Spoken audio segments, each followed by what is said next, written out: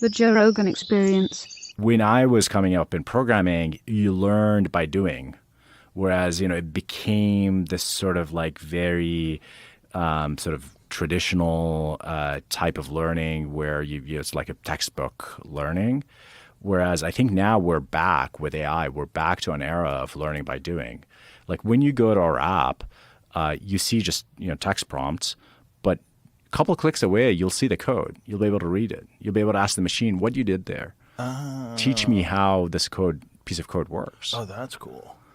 Yeah. And so a lot of kids are learning. Kids are such sponges too. Yeah, they're such sponges. They're learning. My kids much already faster. know way more about. I'm like, how did you do that with your phone? And my daughter, like, you doing this? I got it out. You get the little thumbs moving 100 miles an hour. Yeah, like, exactly. How'd you figure that out? TikTok. What? Dude, the craziest thing is we have a lot of people making software from their phone. They'll spend 8 hours on their phone because we have an app. They'll spend 8 hours on their phone kind of making software. Wow. And that's better than watching TikTok. Way it better. makes me very happy about that. And so you're accomplishing something. Mm-hmm. Yeah, you're making creation. Just right? droning. The act of creation is divine. Yeah.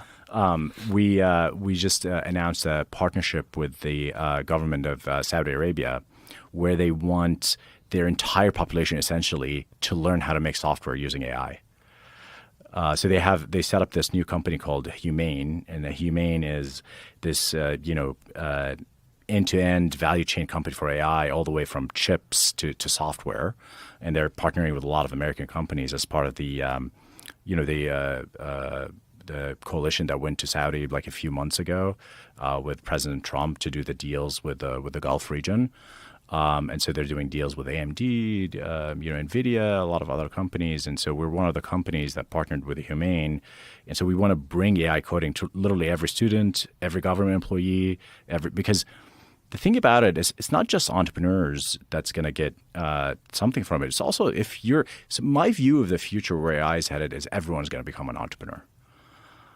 Really? Yeah, and so So this is the best case scenario future. Yes. As opposed to everyone goes on universal basic income and the state controls everything. That's right. And it's all. That's right. Everything is done through automation. I don't believe in that at all. You don't? I don't. No? I don't. Okay, good. Help me out, man. Yeah. So give me the positive rose-colored glasses view of what AI is going to do for us. Yeah. So AI is good at automating things.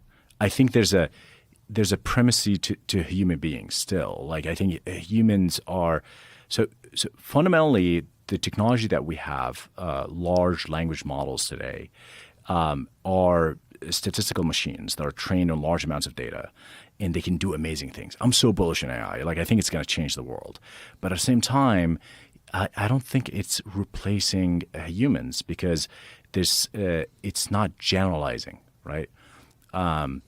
AI is like a massive remixing machine. It can remix all the information it learned. And you can generate a lot of really interesting ideas and really interesting things, and you can have a lot of skills by remixing all these things.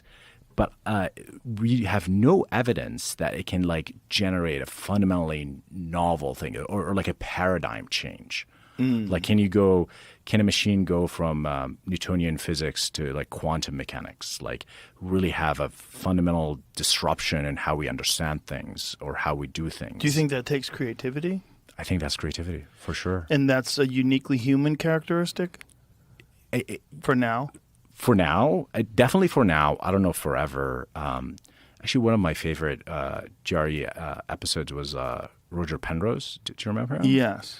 So do you remember the argument that he made about why humans are special? He said something like he believes there are things that are true that only humans can know it's true, but machines cannot prove it's true. It's based on Gödel's incompleteness theorem, and the idea is that you can construct a mathematical system where it has a paradoxical statement. So, for example, you can say you can say this statement is not provable in the machine, or like the machine cannot prove this statement. And so if the machine proves the statement, then that statement is false. So you have a paradox. and therefore the statement is sort of true from the perspective of an observer, like a human, but it is not provable in this system. So Roger Penrose says these paradoxes that are not really resolved in mathematics and machines are no problem for humans, and therefore his sort of like a bit of a leap is that therefore there's something special about humans, and we're not fundamentally a computer. Right. That makes sense. I mean, whatever creativity is, whatever allows you to make poetry or jazz or literature, like whatever allows you to imagine something and then put it together and edit it and figure out how it resonates correctly with both you and whoever you're trying to distribute it to. There's something to us that's different. I mean, we don't really have a theory of consciousness, and I think it's like sort of hubris to think that that like consciousness just like emerges. And it's plausible. Like I'm not totally, against this idea that you built a sufficiently intelligent thing and suddenly it is conscious, but there's no. It's like a religious belief that a lot of Silicon Valley have, is that there's consciousness is just like a side effect of intelligence, or that consciousness is not needed for intelligence. Somehow it's like this superfluous thing, and they try not to think or talk about consciousness because actually consciousness is hard to define, hard to understand scientifically. It's what I think Chalmers calls the hard problem of consciousness. But I think it is something we need to grapple with. We have one example of general intelligence, which is human beings. And human beings have very important property that we can all feel, which is consciousness. And that property, we don't know how it happens, how it emerges. People like Roger Penrose are like, they have these theories about quantum mechanics and microtubules. I don't know if you got into that with him, but I think he has a collaborator, his neuroscientist Hameroff, I think, or something like that. But people have so many I'm not saying Penrose is just has the answers, but like it's something that philosophers have grappled with forever. And there are a lot of interesting theories. Like there's this theory that consciousness is primary, meaning like the material world is a projection of our collective consciousness. Yes. Yeah, that is a very confusing but interesting theory. And then there's a lot of theories that everything is conscious. We just don't have the ability to interact with it. Sheldrake has a very strange view of consciousness. Who's Sheldrake? Rupert Sheldrake. I don't know. He's got this concept, I think it's called morphic resonance. And see if you can find that so we could define it so I don't butcher it.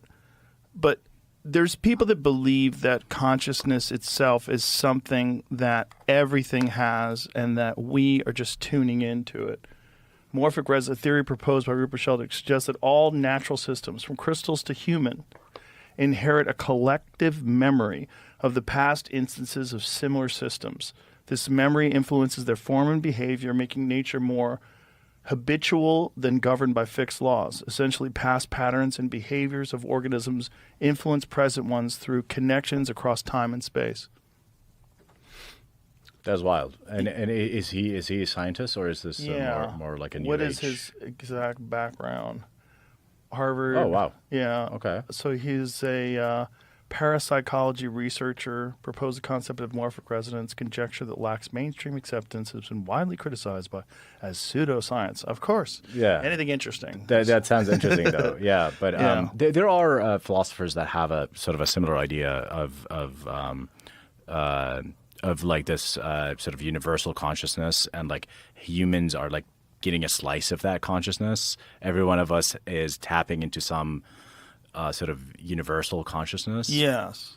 I mean, everyone, all these alien movies, it's so fascinating. You try to like imagine what they would communicate like, how they would be, what we would experience if we did encounter some sort of incredibly sophisticated alien experience, alien intelligence. It's far beyond our comprehension. Yeah, it goes back to what we're talking about with consciousness.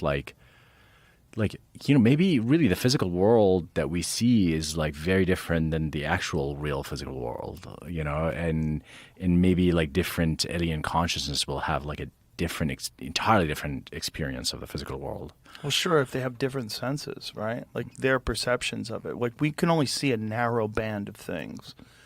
We can't see. Sort of like the dog, hearing a certain frequency. Yeah, we're kind of primitive. Mm-hmm. In terms of like what we are as a species.